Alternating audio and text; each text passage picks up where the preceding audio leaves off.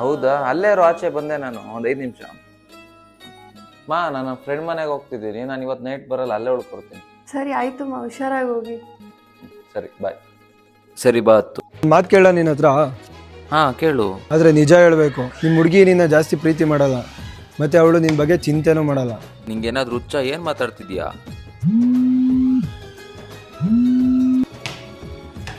ಹಾಂ ನೆನಪೈತೆ.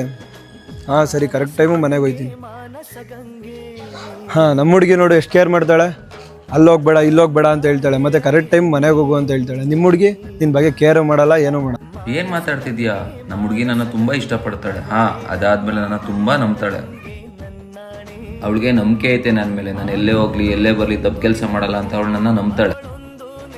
ನನಗೆ ಗೊತ್ತಿರೋ ಪ್ರಕಾರ ಯಾರು ಲವ್ ಮಾಡ್ತಿರ್ತಾರೋ ಅವ್ರಿಗೆ ಅವ್ರ ಪಾರ್ಟ್ನರ್ ಮೇಲೆ ನಂಬಿಕೆ ಇರಬೇಕು. ಅದಕ್ಕೆ ನಮ್ಮ ಹುಡುಗಿ ನನ್ನ ಮೇಲೆ ನಂಬಿಕೆ ಇಟ್ಕೊಂಡಿರೋದು. ಹಾಂ, ಹಾಗೆ ಇನ್ನೊಂದು ನಿಮ್ಮ ಹುಡುಗಿಗೆ ನಿನ್ನ ಮೇಲೆ ನಂಬಿಕೆ ಇಲ್ಲ, ಅದಕ್ಕೆ ಅಲ್ಲೋಗ್ಬೇಡ ಇಲ್ಲೋಗ್ಬೇಡ ಅಂತ ಹೇಳೋದು. ಹಾಂ ಸರಿ ಬಾ, ಆಯಿತು ಹೋಗೋಣ.